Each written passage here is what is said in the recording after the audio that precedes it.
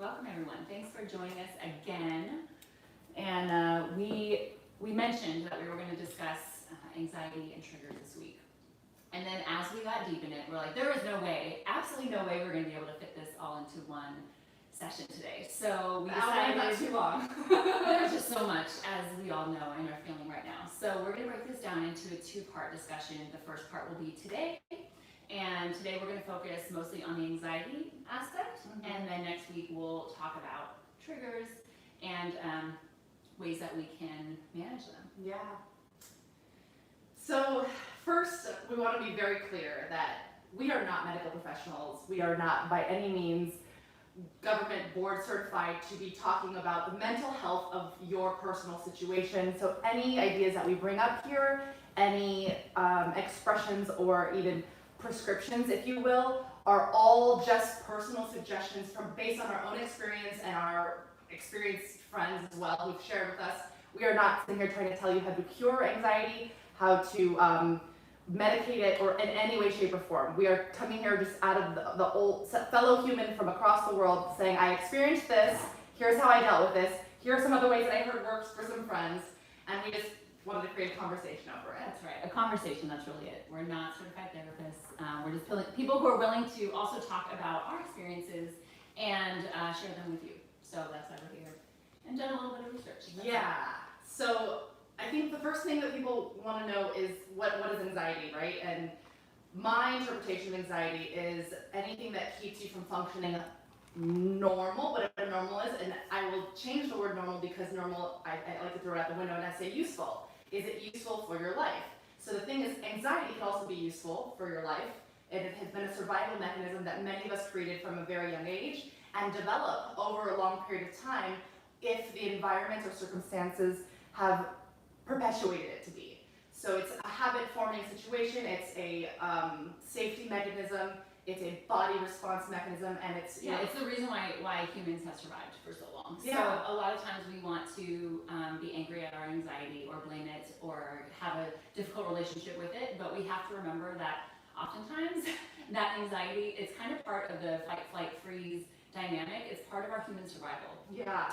And that we have this physical response to what we perceive as threats or stress. And really, I think what we want to kind of figure out today and talk about is everyone has anxiety, period. Everyone has experienced it. Yeah. The question is, what is your relationship with anxiety? Right? And where on the spectrum do you fall? Yeah, and everyone just has a different relationship with it. So I might look at my husband and be like, you never get flustered, or you never have anxiety. That's not true. If he does, he may have a different relationship with anxiety than I do. And that's really where we want to go, okay, what is my relationship with anxiety? And how can I maybe, what tools do I have to maybe change that or take a different approach? And that's really what we want to first just understand it better, and then figure out our relationship with our own anxiety. Yeah, and in our husband's cases, for that beautiful example that it is, they are high-functioning human beings, so anxiety might be less visible, or it might manifest in other ways like overproductivity, or other things that make them really successful as well. So anxiety can be a very hard to pinpoint, but we can also talk about the different kinds of anxiety that exist, and there are many different kinds, and you can have more than one. I'm going to list a few that I've researched. Agoraphobia, anxiety disorder, general anxiety, panic disorder, selective mutism.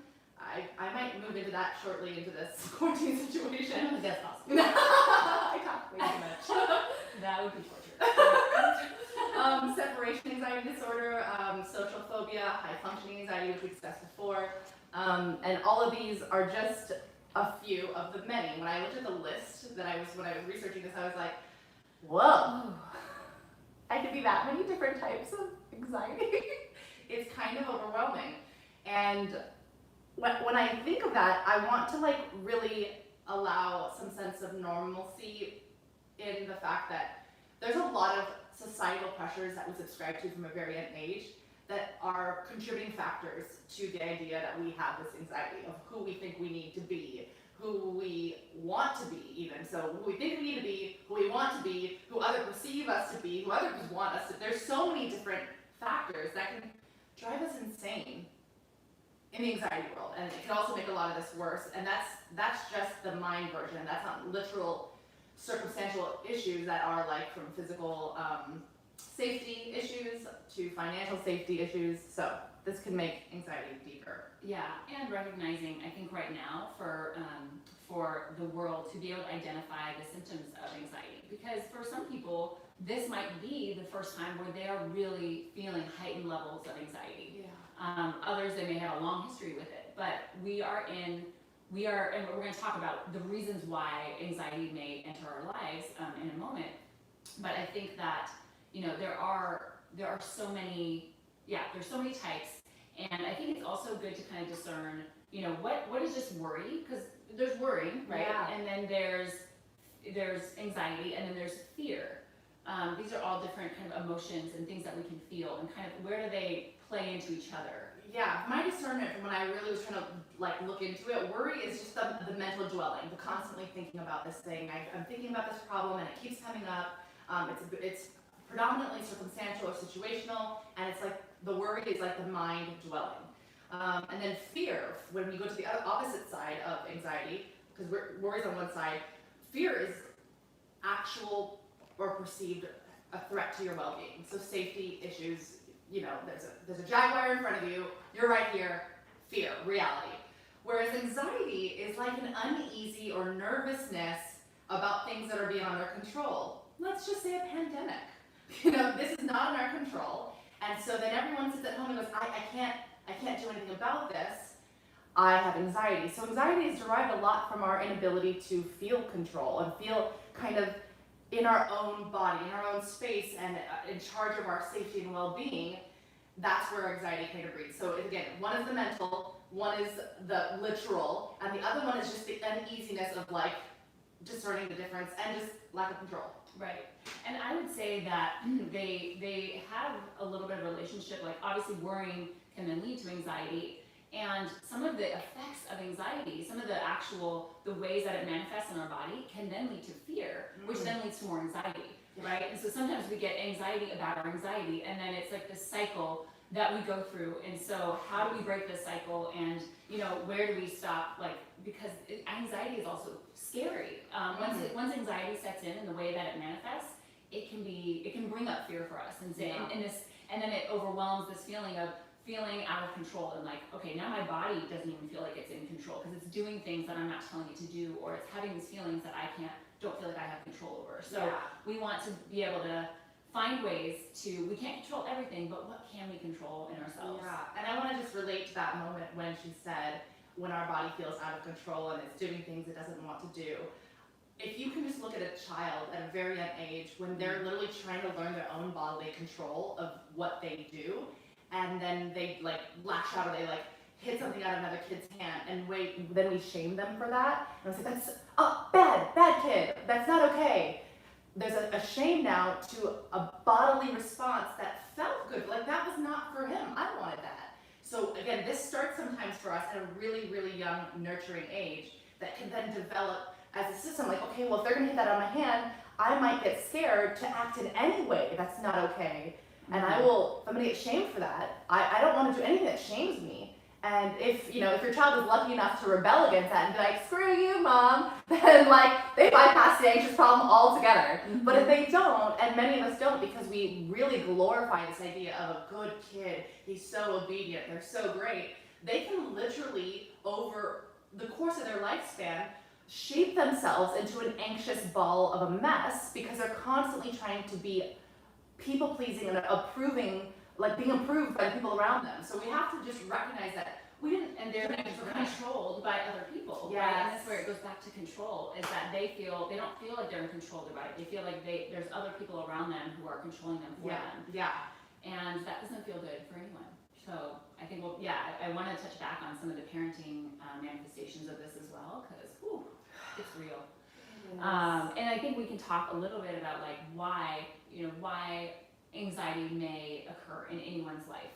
And I think that it's easy to just say, oh, I'm an anxious person, or just like, again, have this negative relationship with it. Like, why are you back again, anxiety?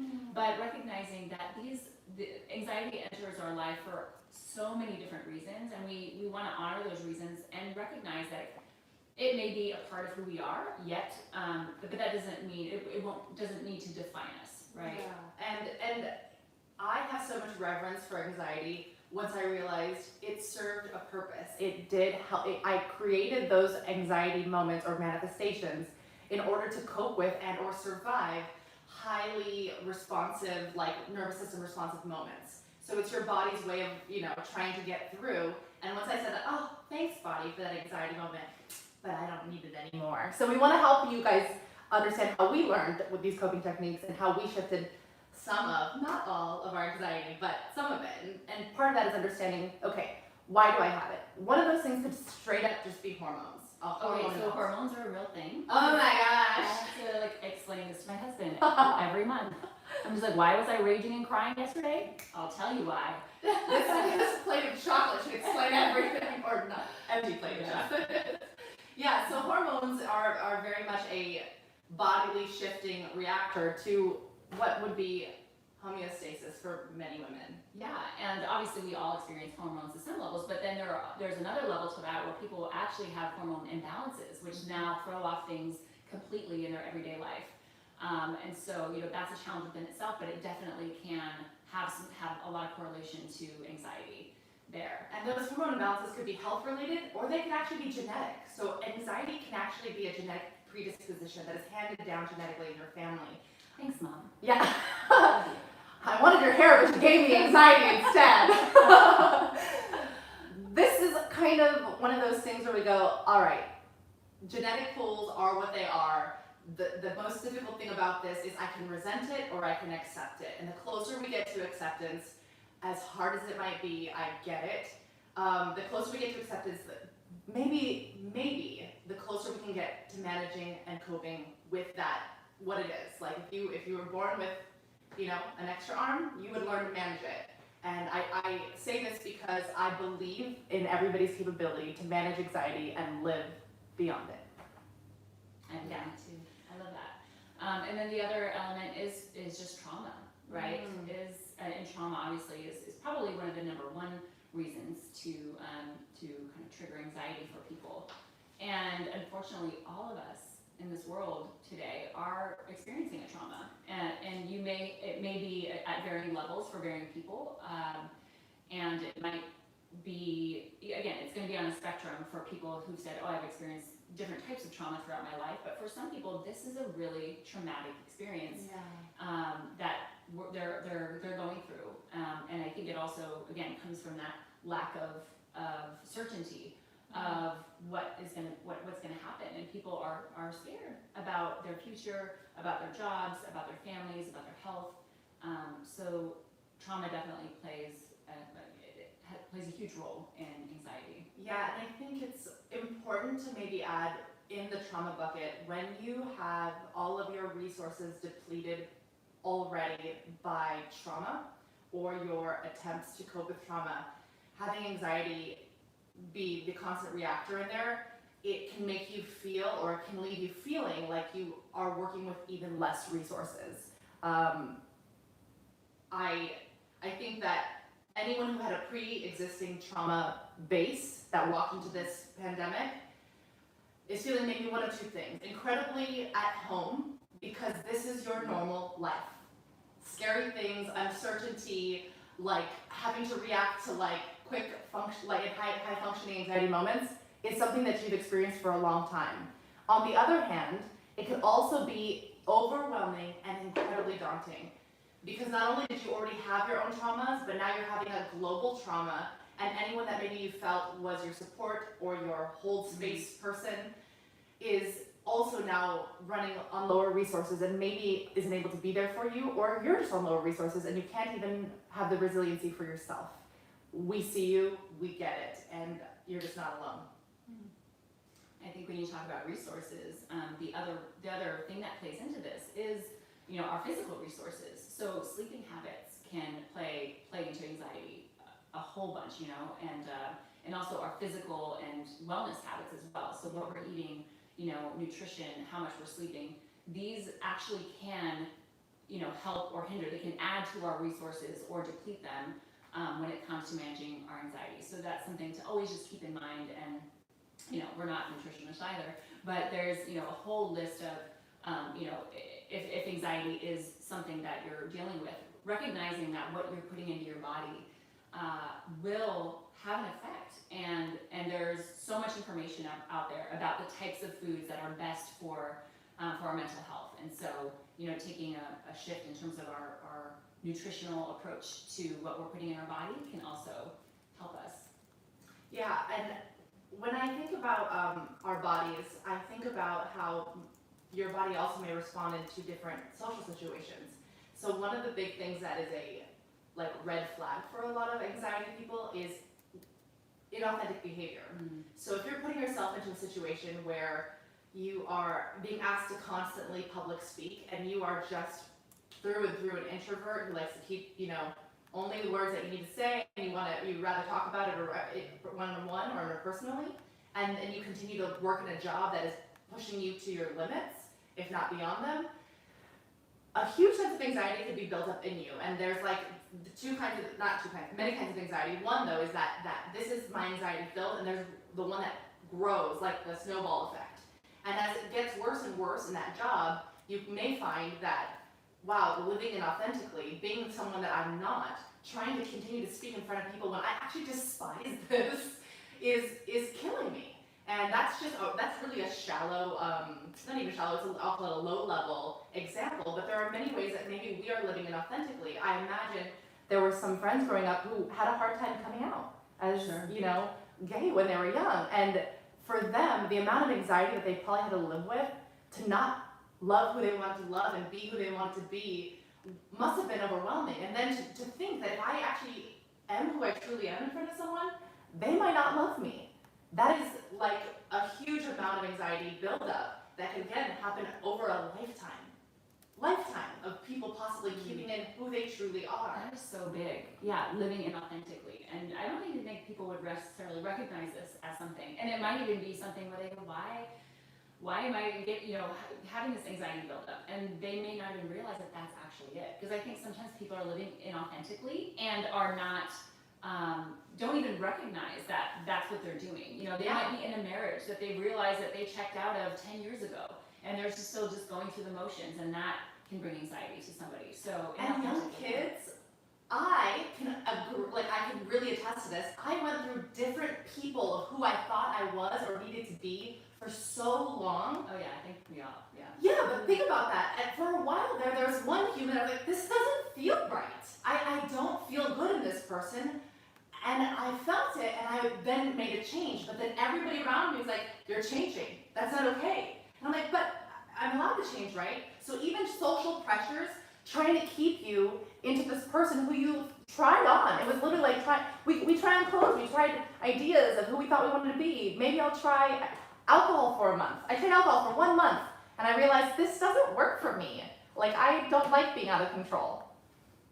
It didn't work. Yeah. So inauthenticity, just doesn't feel like something that will help you with your anxiety. Yes. Other reasons for anxiety is just stress. And, that can be from work, it can be from family. I mean, I don't even tell you guys ways that stress can build up, okay? We all know that, but stress is one. And then substance abuse is another, right? So substance abuse, whether it's alcohol, whether it's drugs, whether it's whatever your substance of choice might be, that can also lead to anxiety. So these are just some of the, again, what we'll talk about, kind of like reasons why anxiety may enter somebody's life. They may be genetic, they may be external, and we want to honor and recognize them, but I think it's helpful to identify the source, right, if you can, because, imagine if it was something that was more external, then you go, oh, well, maybe if I just start sleeping better and eating better, then that will be, that can really help me. Now, for others that know it's something that's a little bit more either, hormonal or genetic, then there's maybe some deeper work that we need to do. So, and that's again why we're here. Yeah, and once we realize why we're having anxiety, we have to also be aware of what are some indicators of when an anxiety attack happens. I didn't even know what an anxiety attack was until I was sitting in the car with my now husband, and I had just found out some information that was jarring for me, and I started to feel almost like a water filling in my body from like my feet to my knees to my hips. And I felt like I was going to drown, literally, like the water was filling, and then it would eventually got to here. And I just said, I don't know what was happening. And he goes, what do you mean? And because he knew the information he just dropped on me, he knew that I was upset, but he also has never seen anyone have an anxiety attack. And I said, I think I'm having an anxiety attack because I had never felt it before. So I wasn't even fully aware of what does that even mean? What does that look like? And then I had to get out of the vehicle, and so I had to change my location, kind of like take a deep breath, and I had a hard time again because I felt like water was filling. It was almost like my body felt like it was drowning and losing air. But I was fully in a normal space with oxygen all around me, and then I had to bend over, take deep breaths, and he had to get out of the car. I'm like, I think okay, and it helped to get into a new space because staying in the car made also the claustrophobic feeling kind of encumber me even more. But getting out of it, standing up, movement, it really helped me. But I was having an anxiety attack, and I never knew what that was. And a lot of you might not even know what it is for you either until you experience one. And you literally will feel like, I might be dying right now. I'm not. This is why it's important to talk about. And actually, I had a friend reach out to me recently who she lives alone, and she was saying she started getting these symptoms of like feeling lightheaded and feeling like she was about to faint, and like even feeling feverish and feeling like, sick. And she's like, do I have COVID? Like her first thought was like, am I sick? Did I get sick? And it actually was not that. It was anxiety. It was the physical manifestation of anxiety. So we have to also recognize how it physically manifests in all of us. And I think there's always a spectrum, right? And panic attacks are or anxiety attacks are kind of on the high end of the spectrum. But recognizing how those look, what those happen, and then what tools we have when they happen. And then there's the other end, which is, I think there's, like for me, I always feel like my anxiety goes right to my digestive issues. Which is a very normal place. The gastrointestinal is very normal. Common. Right, so just to feel like, and you're like, oh my gosh, am I getting sick? And I remember when my son was when my kids were sick, I recognize is when again, it's out of my control. It's something that I can't control and want to. Yeah. I get high levels of anxiety when my children are sick, and then I start to feel sick, and I literally make myself sick by having anxiety about them. So recognizing that, I'm like, am I getting sick, or is this a physical manifestation of my anxiety about the fact that they are sick? And being able to discern the two, it really only takes, okay, well, let me treat it as if it's anxiety first, and then see how I feel afterwards. And so that's kind of a good approach, instead of just saying like, oh my God, I'm dying, and my health is falling apart. Maybe consider the fact that it's anxiety first and treat it as if it's anxiety. And then when that's all, once you do that, then you can take a look and say, all right, am I still having these physical responses, or was that what that was?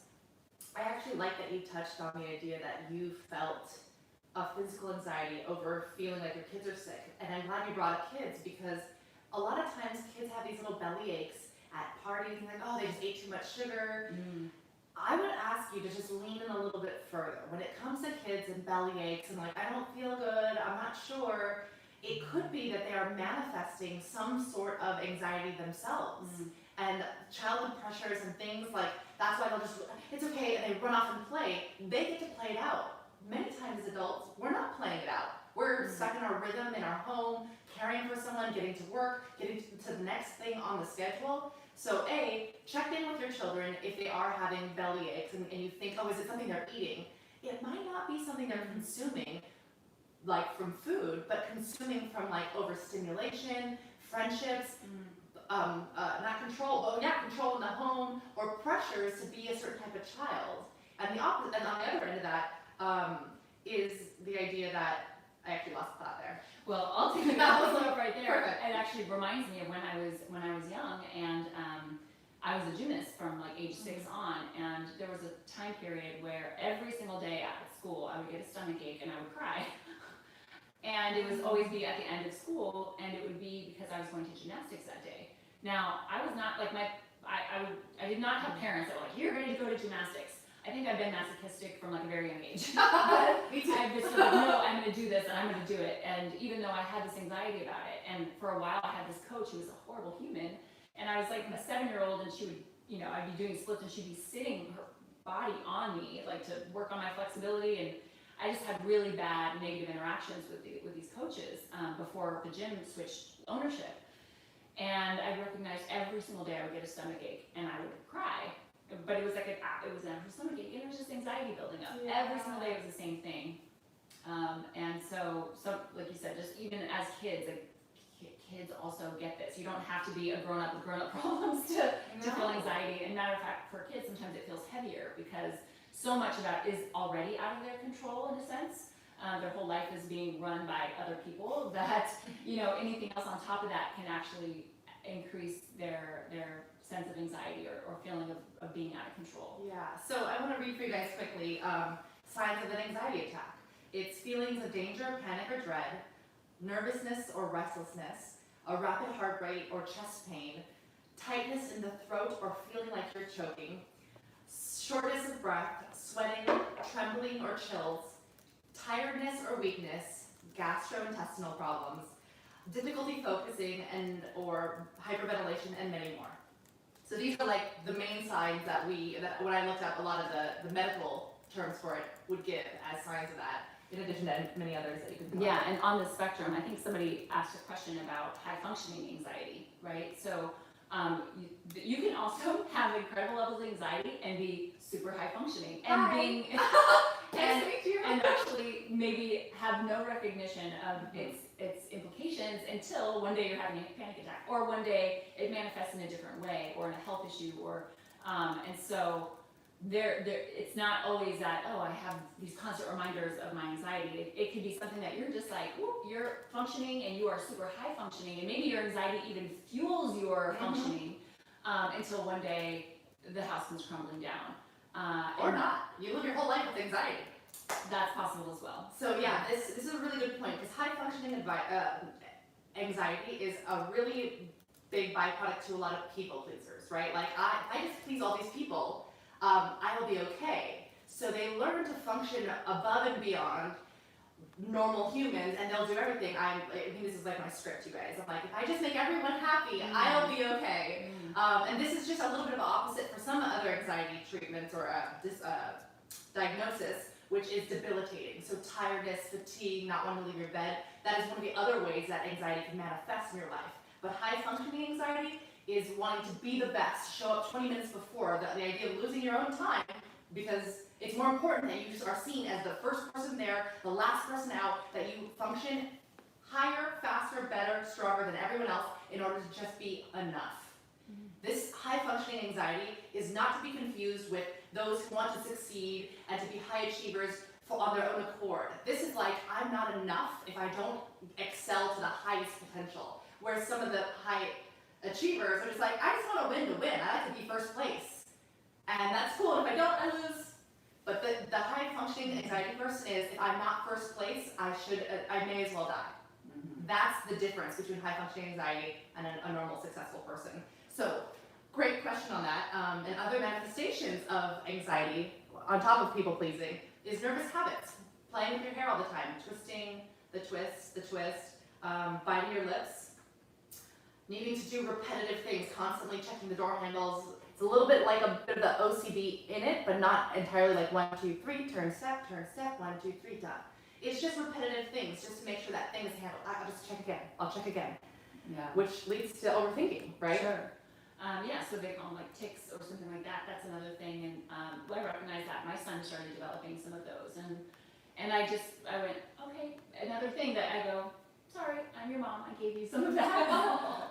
But it will be something that he will be able to, again, develop his own tools, and we've started working on with him. And so seeing how, these and that's usually what it's related to is stress, or, anytime he gets kind of some anxiety. So with kids, they can have it, adults can have it too, although sometimes we're more aware of it, so we can control our body and say, hey, don't do that thing where you're blinking, or whatever it might be. That's definitely another manifestation. Yeah. Or a racing mind. If you are someone who just thinks so fast that there's no logical train of thought. It just keeps going, and every time you try to think of it, you've lost the thought and you're onto something else. That's a big anxiety thing because you're trying to think of everything. Another one is insomnia. Or mental and physical fatigue in general. You can't sleep, but you need to sleep, and you're exhausted. And a lot of that has to do with the racing mind. This can't shut down, so how can you possibly sleep? How can you rest? Anxiety is, it can be debilitating both mentally and physically in this realm. So should we talk about how to tackle this giant? Next week. Bye! We need all the tools. We need all the tools right now. Yeah. And this has been actually even kind of researching and writing this stuff out, right, has been even helpful for us because it's like, okay, let's just put all the tools on the table and remember that, what might be a resource for one person is not a resource for another. For example, if you're with, if you've got 2 children that you're taking care of, there might be somewhere I go, okay, all I got is my breath right now, and I can't just be like, excuse me, I'm gonna go take a bath, or whatever. So we all just have to use whatever tools we can, and in the moment, and then take advantage of the ones that work best for us. So let's go into those. Yeah, the first one is breath. And it's probably, I would say for me, it's the number one. It's the number one. It's the first thing that, when you feel this taking over, that breath, it's amazing what breathing, just learning how to breathe can do for you and for your anxiety, and its manifestations in your body. I can tell a lot of the students sometimes in the classes when we teach, they'll be learning a move and they'll be holding their breath. And then I'll say, any questions? And I just go, like, whoa! Like, the whole room just took a breath. It was that potentially anxiety feeling for them to either watch something that is new and a lot of information, or B, they've seen before, or fear themselves. So when I think of our Women Empowered program and all the things that we introduce, we go through the entire spectrum that we believe to be the most effective, defenses against the most common threats.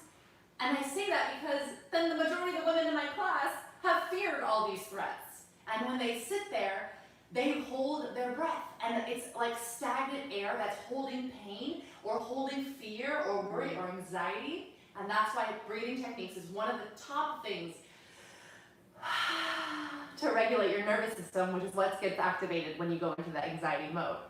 Breath work can be done either in a whole system of 1, 2, 3, 4, hold, release 1, 2, 3, 4, breathe in and hold, release again, or I could just be sitting here talking to you,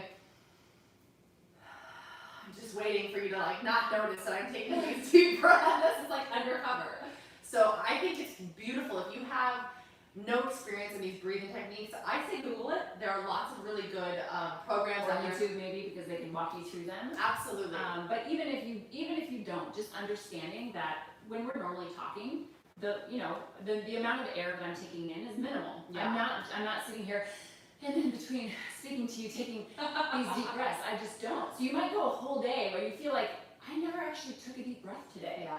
And so, it's scientifically proven that it can actually reduce your heart rate and actually calm your body down. So whether you use there's all these apps now that can help you through breathing techniques or through meditation. Yes. But even just understanding that if you just take a deep breath and hold it and let it go. Yeah.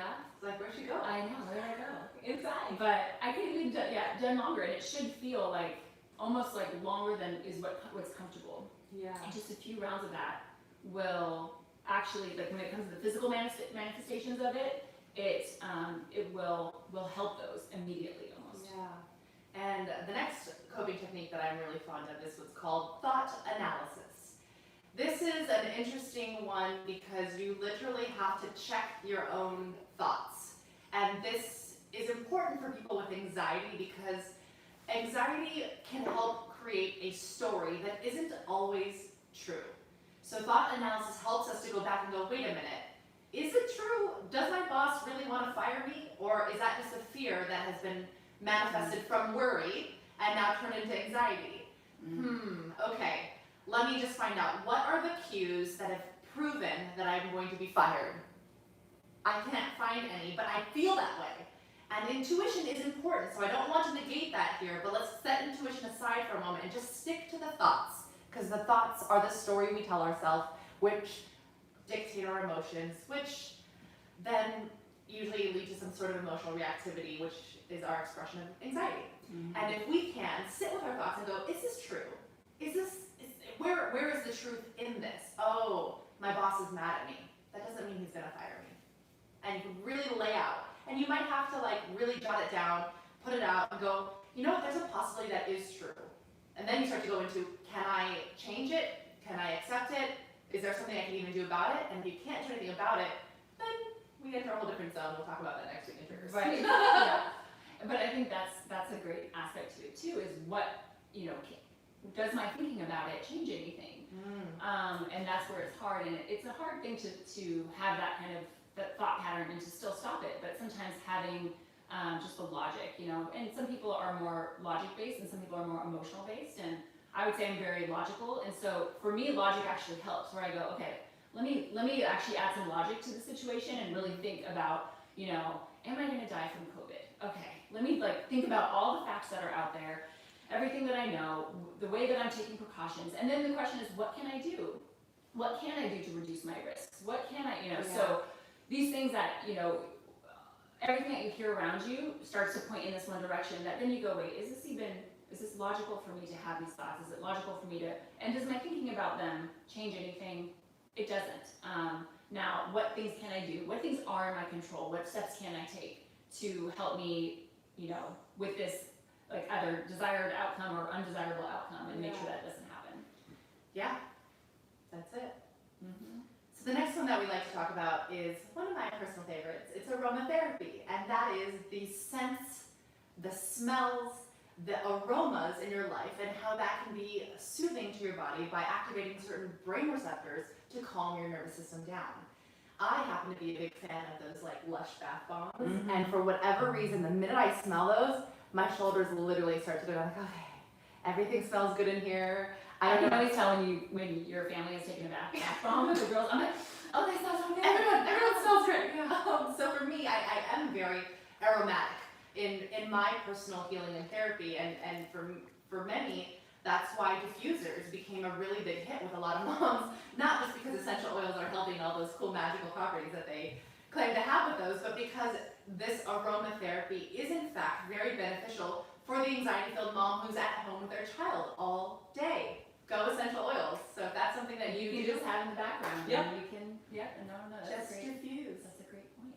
The next one is another one of my faves, which is just to move and to get active. And it's so important because it's, again, our bodies are there's so many different elements to our bodies, right? We've got the mental, we've got the emotional, we've got the physical, and they are all connected. So when we physically move our body, not only are we creating endorphins that are actually good for our mental health, right? That's a part of it. But it's amazing how it's your body is going, oh, I have something else to do and to focus on, and to it usually our bodies need to move, right? Our bodies need to move to feel healthy, but this is another great tool for people. And what's hard is, for some people, this is the opposite of what anxiety does, is, again, like you said, it may make them feel, lethargic and exhausted, and they don't want to move. So it might be, I know I really don't want to do anything right now, but I'm just going to go take a walk, right? I'm going to go take a walk, or I'm just going to stretch. Even stretching. Now, we're not saying you have to go run a marathon and go do some high intensity workout. That's not what we're even talking about here. We're talking about just movement of your body.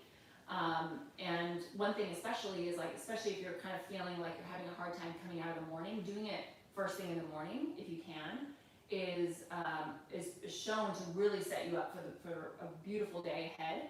And again, it can be as simple as just doing some stretches, or I'm trying to think of other things that I'm thinking about what I can do when my kids are there. Just turn on some music and have a dance party with your kids. Dance party with kids. I love it. Yeah. And then they'll make fun of me, like, Mom, stop dancing. I'm like, I know, I'm really good at this, I promise. Yeah. Movement also, what I like about it is I'm a very big, up in my head, storytelling person. And movement helps shift your focus from what's happening up here to anywhere else. So Yeah. it's about moving that focus out of your head. And like she says, those endorphins, we all want them in the morning. Just Yes. plug and chug. We do. So then my other favorite after this is journaling. Mm-hmm. Journaling, us again, because I'm such a heady person, because I have these stories and these things that happen in here that I have to regulate. And again, it's all primal brain stuff, like all stuff from interpretation of my life, where everyone who's done that, it's always been this. So you're doing that, so it must also be this. It doesn't mean it's illogical. It's your life experiences trying to make sense of your world. Mm-hmm. So I don't want to demonize the way that your mind does deductive reasoning, but journaling can really help with this, because if you start to write, here's what I'm thinking, and literally just keep going. I love to do a stream of consciousness, sometimes with the music of a mood you're like really feeling, whether that's sad or angry or frustrated. Find that music that makes you feel that feeling more, because there's something that needs to be dug up that isn't dug up yet, and that's okay. But dig it up, journal it out, get it out, and you'll say like, I don't like the way they speak to me, and this, and then my dog died. And you're like, oh my gosh, this is all because my dog died. And journaling can help you see patterns and correlations when you feel this feeling. Write how you feel, write how it's coming out, and then look for the patterns, and maybe keep a book of them. And pages later, you'll say, oh my gosh, every Wednesday around the same time, I keep getting triggered by that neighbor's dog, and this thing happened, and you'll find your own patterns. Again, I have mine, which will be revealed in some dark blog in the future. It's coming, I promise. I think the other thing with journaling, and this is where I've always had trouble journaling, is being somebody who started off as like a high achiever and like, okay, I have to write a paper. All right, so I have to start with a thesis, right? And then I have to do the thing. And so I stay in the lines. That's I've always tried to stay in the lines. And so with journaling, I go, what am I supposed to do now? Or how does this work? Or, oh, I don't like how I wrote that. So I started judging myself and my journaling. And so that's where I just need practice with it, you know, and I need to, and it's almost like why I need to do it more. Correct. Is to just go, nope, I don't, and just say like, I don't care what I write, and you don't have to read it again, and just, there's no rules. And I think for me what's helpful, because sometimes it does help to give some guidance, so questions are helpful with journaling. Prompts. And so, so just having prompts. If you're not somebody who feels like when you sit down, you're like, what do I say to myself? I don't know. How do I start this? Yeah. But when you have these prompts or just questions, and you go, oh, I can answer that question, and then go, and you just start, it just starts coming out. So Okay, I'm gonna give you one extra one. She's so in the box. Go with unlined paper. Oh my gosh. And don't write straight across. Write up and down and in a circle. I'm sweating. I'm sweating. I can feel the heat coming off of her body, guys. Okay. It's crazy. This is how the anxiety is. This is low level, subtle anxiety that exists. No. So in general, studies have shown that caffeine is it can have health properties all around if done in moderation, right? However, if you are somebody who's prone to anxiety, it can heighten that anxiety a lot. Oh, yeah. Especially if you're under kind of more stress at any time, then, just trying to avoid anxiety, caffeine. Or if you are gonna have caffeine, instead of doing coffee, so choose green tea, or choose tea or dark chocolate. Because those have been proven there's some element, and again, some nutritionists will be able to explain this way better than I can. But there's a chemical in green tea that kind of neutralizes the caffeine. It kind of like, this does this and that brings that, and it kind of, it evens you out. So green tea is a great option if you do feel like you need caffeine because you're exhausted, because you haven't slept, because your kids we get you. But, and then dark chocolate has high levels of magnesium. So dark chocolate's also, it has a little caffeine, but it's a little bit more kind of subtle there. Yeah.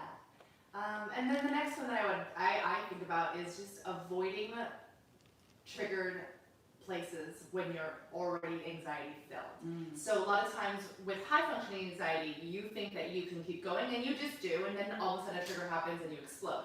For other people who are not as high functioning, you are at your limit a lot more often. You feel like I'm ready to explode at all times, especially in a time like this when people, someone might be running by you and they don't have a mask and you just want to scream in their face because you care about your health. And if that's what you're feeling, know that you're on a low resource list and high anxiety feel, so you might want to avoid places that highly trigger you in general. Places, people, things, and triggers, which we'll talk about next week. We're going to do a whole segment on those, is the idea that person, place, thing, a sense, something you see, a smell, a taste that you had a memory from a trauma in your past, activates that same trauma within you. Now, while you're not actually experiencing the trauma, the trigger has re-engaged it within you, and now here you are with this anxiety of that feeling from the trauma, and you don't know what to do with it. So continuing to go to places or meet with people or do things that activate those triggers for you will only make anxiety worse, especially if you're low on your resource list. So avoid that, and hopefully a pandemic can help that unless your trigger is in your home, in which case I highly suggest you seek help for this. Yeah, and even within your home, there might be places where there are places that feel safer than others, right? And that's something that you should really try to identify, is like, why is there this place in my home that every time I'm there I feel like a little more anxious or a little bit more anxiety? And then there's others where you just go, I feel good here, and I feel like, and it might be your bed, that you're just in your bed, and I want to journal from my bed right here. Whereas if you're on your living room, dining room table journaling, and there's all this other stuff, and you see laundry over there, and you see, you may not be able to feel like that safe place. So find that safe place. Maybe it's your bathroom, maybe it's who knows, maybe it's nature.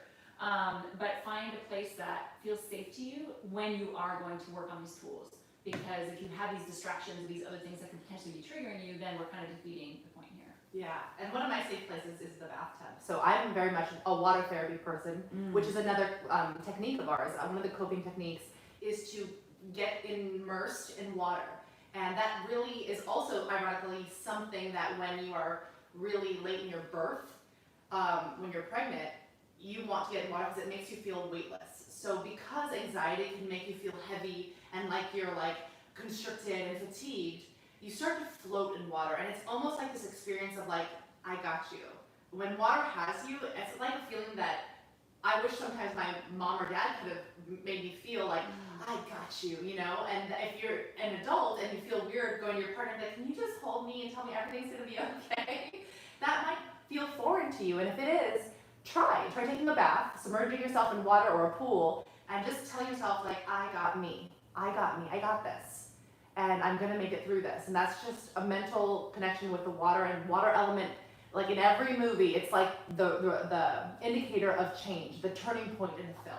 So I'm always okay, I'm in my bath, here's the turning point. Yes. I'm turning to the best part of my life right now. So I really use water, whether that's a shower. A lot of, sometimes when my kids get cranky or upset, I go, let's go take a shower. And I just hose them down, and they can cry or be bothered or just find happiness again just by washing it all off. Yeah, water has incredible healing properties. And for those of you who are a little more bold and who are ready for more change, you can try ice baths or a cold shower. Yeah. And there's been actually a lot of studies that's also healthy for you if you are in the right mind state to do it, right?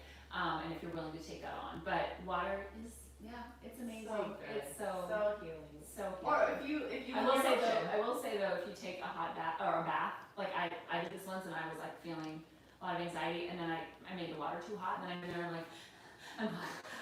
I feel okay, so maybe don't do too hot of a bath. Do a lukewarm bath. Yeah. And then you can just be in there all night and not feel. Yeah. From my last experience, I was I know what I'm gonna do. I'm gonna take a bath, and I was oh, this is a bad idea. And it's interesting because there's kind of a really weird stigma about oh, self-care, go take a bath. When I say this, I'm not saying go take a bath and just frou in your bath. I'm saying take a purposeful moment to go inward and submerge yourself, not fully, but submerge yourself and really say, relax.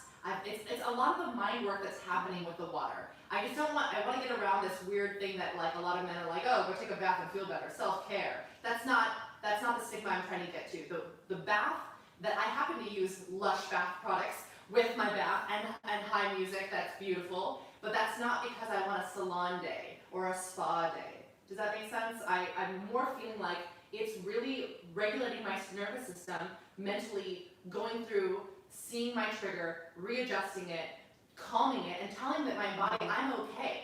I'm not just sitting there relaxing, trying to have a spa day. I hope we can see the difference between when someone tells you and it creates this beautiful environment for you to do this kind of work. Correct. Right? That's really what it is it's a perfect time to do any of these utilize any of these other tools that we're talking about, because it has this healing property and because it has this weightlessness and all of these things, it creates a perfect situation for that. Yeah. You know, so if you are going to go in your bath, probably not the best time to just be scrolling Instagram. You know, like use it for let that be your moment. And you know, for you moms out there, yeah, when you get a bath, it's like a miracle. So Yeah. like enjoy your moment, and it's but try to make that happen if you can. Yeah, at least once. Mm-hmm. And another option that I like to use is a muscle relaxation technique. And one can interpret this as massage, and I absolutely advocate for this as well. They're hard to come by right now, unless you've got a really nice roommate or husband or a child. Partner. My kids just walk away. Yeah, I'm like, jump on my back. So. Yeah, so a muscle relaxation technique, I like to do it from either head to toe or toe to head.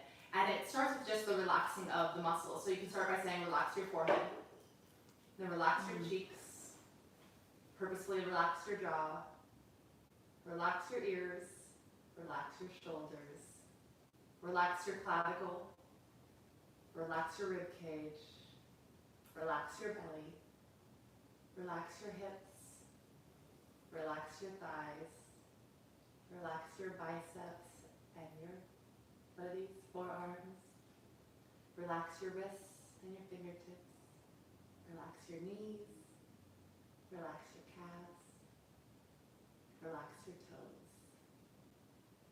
And once you've purposefully relaxed, you can sit and sink into that feeling of either heaviness into the bed or heaviness into a chair. And you'll feel that your purposeful relaxation now can have you have almost direct access to different body parts that can relax purposefully. I do this a lot with my 7-year-old because she tends to hold a lot of tension in her physicality. And I do it first by clenching her fist and her body and her whole tension, and then I tell her to relax. And then I go purposefully again through each body area. Sometimes from the one arm to the other. Add your voice to these apps. I need to record Victoria telling me that again, and I'm gonna message that tonight. I'm gonna call her like, can you put me to sleep? I'll do it. Call me, my body guys. to relax. That's so wonderful. So yeah, once you walk your body through purposeful muscle relaxation, you can start to connect the mind to different parts of your body. You're also bringing full presence there, and this helps calm the nervous system in a lot of anxiety moments as well. Sorry, I was just so relaxed. She said, okay, so another tool is visualization. And this, I know, it's good for everything. I mean, pretty much any problem you have, I think, visualization can help with it, I think, because it's telling our body a different story. It's telling our mind a different story. What is the story that we're seeing, you know, that we're being fed or that we're creating ourselves? And then you purposely say, okay, let's create a different story, and I want to see that. What is that story, or what does that look like? And it can actually take your mind and your body out of its current place and put it somewhere else. Yeah. And that's what's so beautiful about visualization. And for some people, this is harder. And again, for me, I'm actually one of those people again where it's hard for me to get out of my mind. So I need support with that. And that's when I go to these Headspace or these apps that help you with visualization. And they'll do that. And then once you learn those, and actually even just listening to them, I now can talk myself through those things, and I go, okay, where do I want to place myself? And maybe it's, you know, just visualizing this beautiful, safe place for you, and wherever that is. Like for me, I always go back to, I remember being on like one of the boats in the Amazon and going down the river in Manaus, in the Amazon in Brazil. And it just being one of the most peaceful, like beautiful moments of my life, of like being there and I can see it, like every time I visualize, I see the front of the boat and I see it just going through, and I feel like the air, like early in the morning, I hear the birds, I hear everything, and that's where I take myself to when I need this visualization to kick in. It's actually really a beautiful thing that she's suggesting here, because one of the interesting things about people who deal with anxiety often is that we actually feel more comfortable and peaceful in chaos. So hearing this, I was like, you did what? And then you went to the, oh, okay, is that peaceful? So we almost have to retrain our brain to even know what peaceful is. And sometimes my husband's like, yeah, let's move to Costa Rica, buy a farm, disappear, and just be in the jungle. And I'm like, but then what chaos would be happening? Monkeys, that's it. So there's a part of us that when we deal with anxiety a lot, we really just have to understand that we're retraining our brain, and that's the beautiful gift of visualizations is that you can retrain your brain into anything. And I love what you're describing for yourself, and I do it with my kids as well. Everything I do for my kids, I wish I would have done to my younger child, and I kind of am doing. But I literally have them walk through before they, let's say, go to gymnastics class. Oh, are you excited? What were you working on last week? Oh, cartwheels.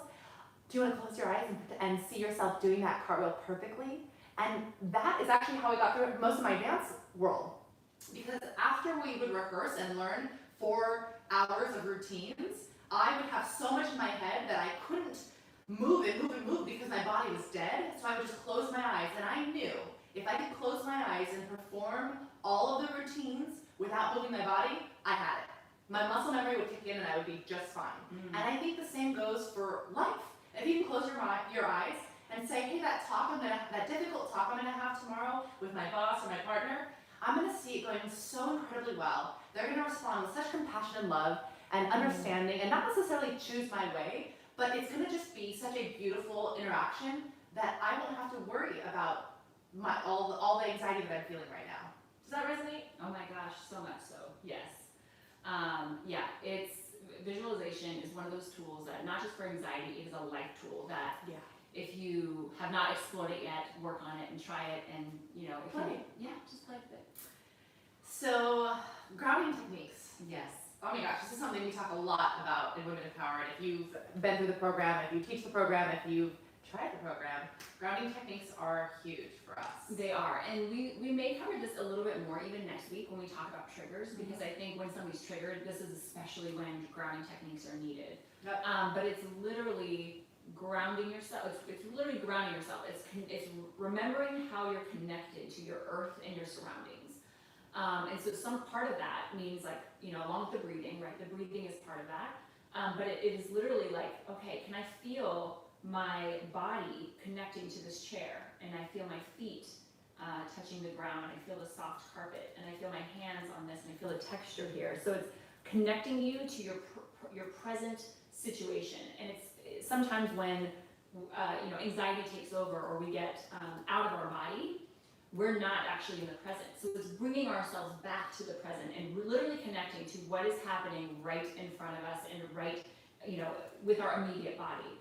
And so again, we can maybe talk you through this a little bit more next week, but it's the actual reconnection with your present situation and the truth and the reality of where you actually are. Yeah, because when you're triggered into anxiety or trauma in any way, you literally just forget that you are safe and you are right here. Mm-hmm. And we just need to welcome you back there. The other thing that I remember Anna Perkle talks about, who's one of our Women Empowered students and who's been somebody who's so helpful when it comes to us learning about how to help our students with triggers and with trauma, is this idea that when you are triggered, basically you lose feeling often in your fingers and toes, and that's actually one of these responses, those animal brain responses, where if a tiger were to come in here right now and we had to defend ourselves, it's almost like you don't want to have to think about how that would affect your hands and feet, and you're more worried. It's like it's almost like a survival mechanism that you lose those feelings. So it's actually reconnecting to, like, okay, there's not a tiger in here. And I'm actually okay, and I can feel my fingers and feel my toes. And so specifically with our extremities, that part of regrounding is connecting to those and feeling those and knowing that they're there, because you may actually lose feeling in them. That's one of the first things that will go. So those are the grounding techniques.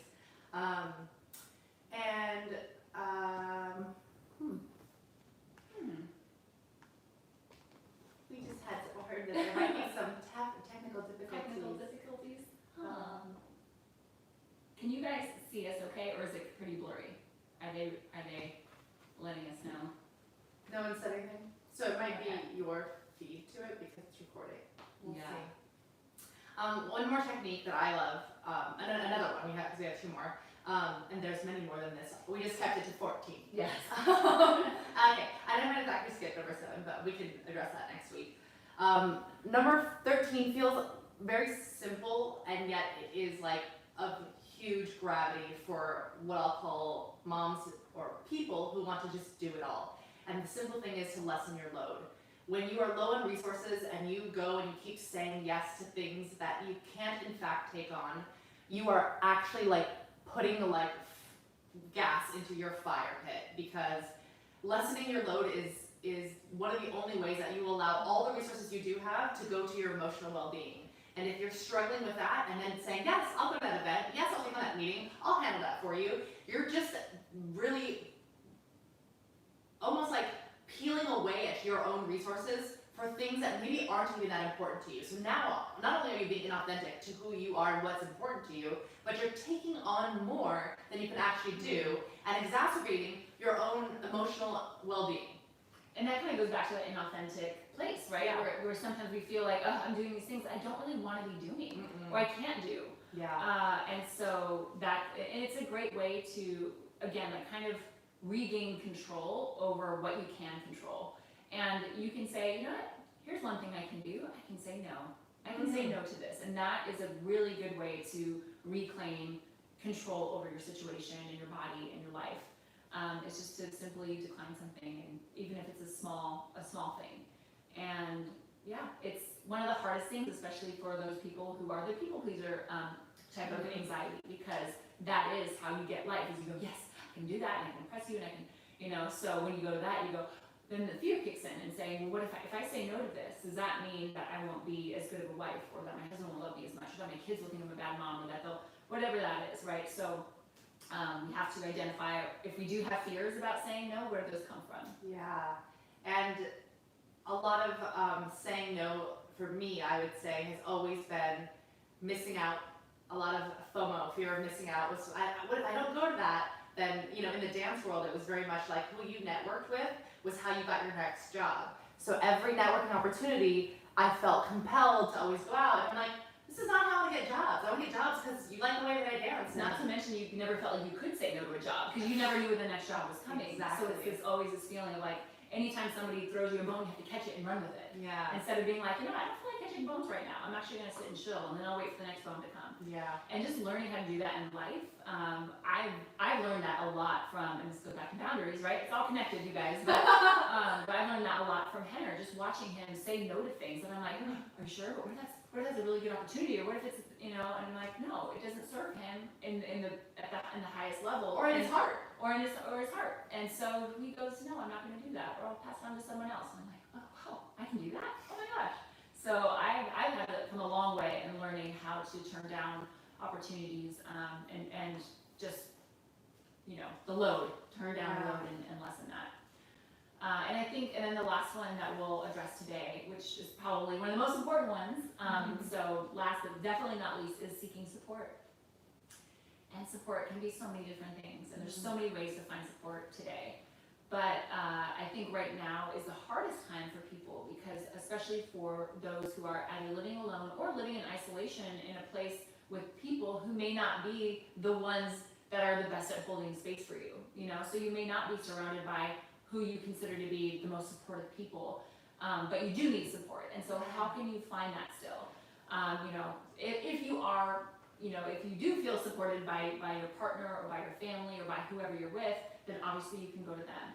But this is where it's so important to just connect with your the people who you do trust and who you do love and who will hold space for you. And that's an important thing to identify too, is who do I talk to and they just allow me to feel and allow me to talk and don't make it about them, or don't, trample or judge or tell me what to do Or fix. Because sometimes we go to these people that then we go, for some reason after talking to them, I didn't actually feel that much better. Or I feel worse. Yeah, I feel worse. Why is that? And that's an important thing to recognize too. Like who's actually the support system in your life? And even if you feel like, especially right now, like you mentioned earlier, it might be that time where you go, gosh, I don't feel like I want to burden anyone else with my issues right now, because everyone's under a huge burden with what's going on right now. Now, I would likely, as somebody who is a friend to others, for me, I would tell everybody, get out of here with that. And there's always a place to hold space. But it's possible that your friends are drowning too, and everyone's drowning, and you go, I don't even think they're capable of holding space for me right now, and that's okay too. And then we have to seek, professional support. And there's a lot of ways to do that now. And you may feel like, well, I don't want to go, go through the whole thing of finding a therapist and going in person with somebody, and that may not even be possible right now.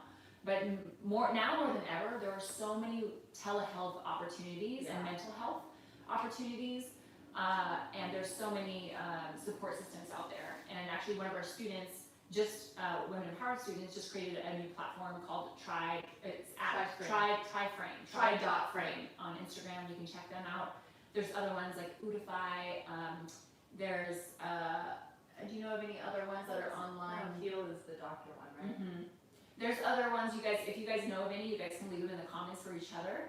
But there's other just platforms and so many online platforms right now where they can pair you with either a therapist or this kind of like group therapy. So many ways to seek support right now via this kind of online situation. And I want to discern a little bit of a difference from my understanding of therapists versus coaches, because I think both are important. Therapists help you process your emotions and things that have happened to you already.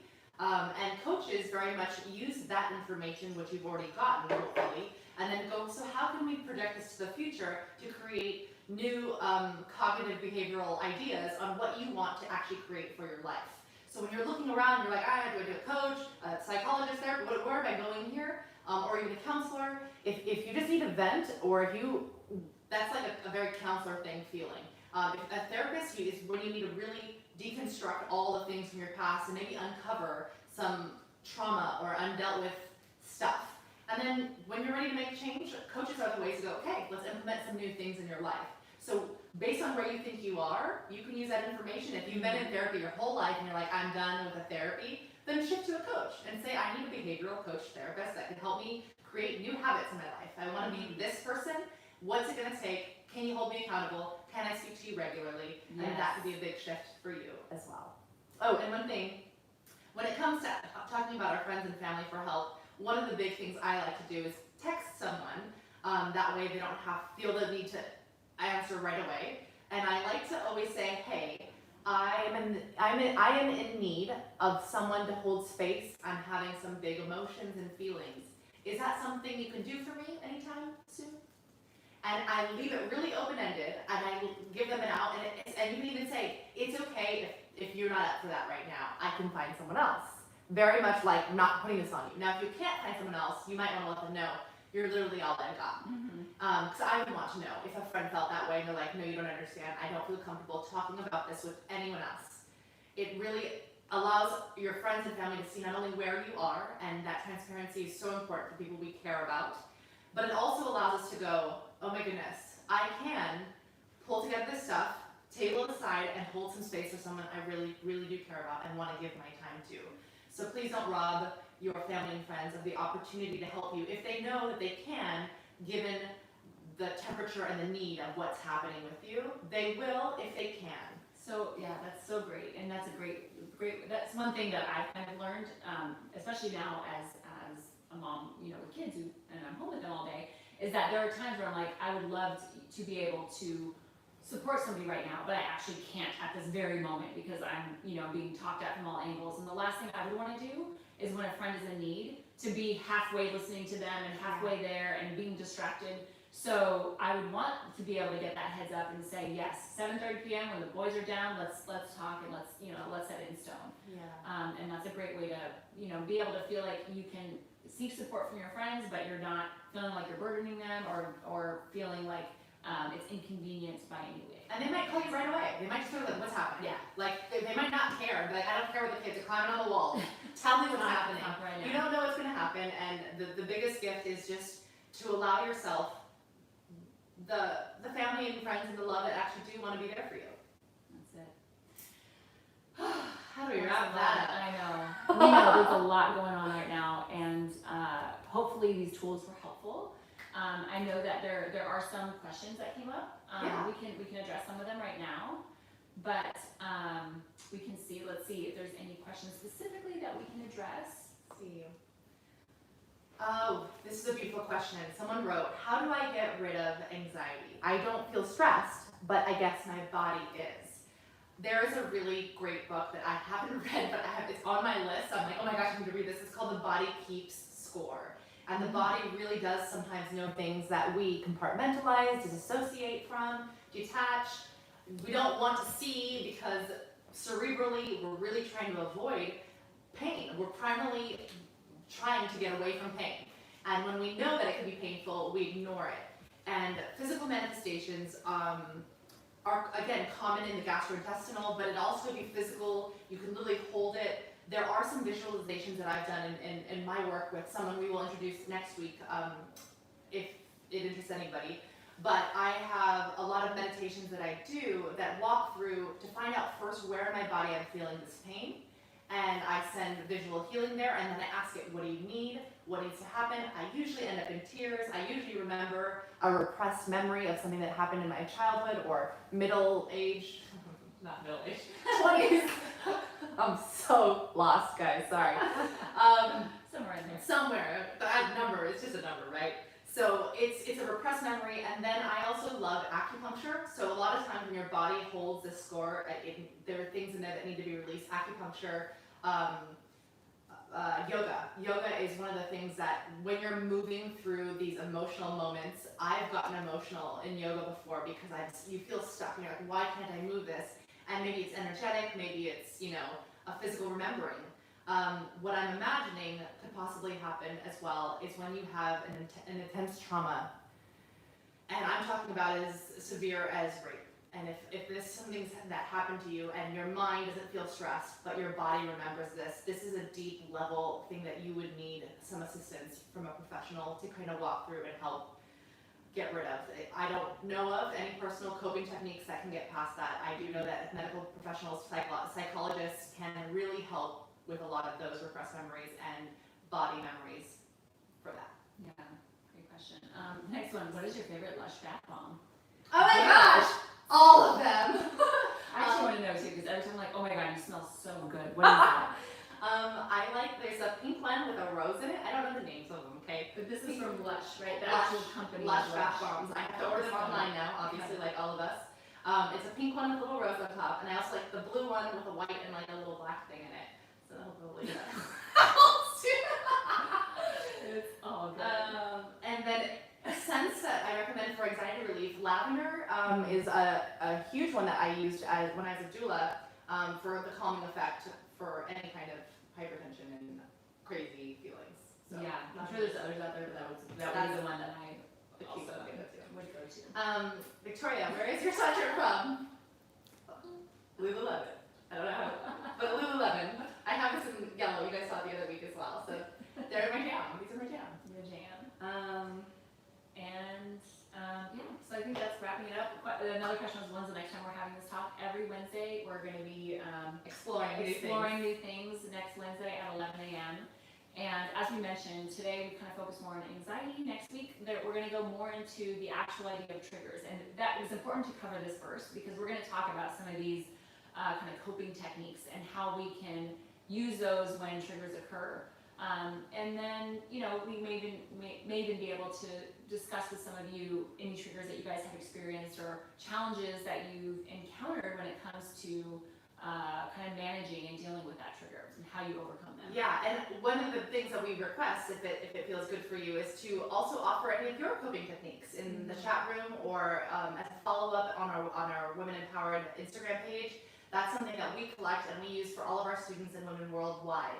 So if you can share with us, our only goal is to keep sharing, and I think that with all that information, hopefully we can make everybody a little bit less anxious. That would be the dream. Thank you guys so much for joining us. We know that you have so much time in your day, and to choose to spend that time with us is very special, and we are honored and grateful.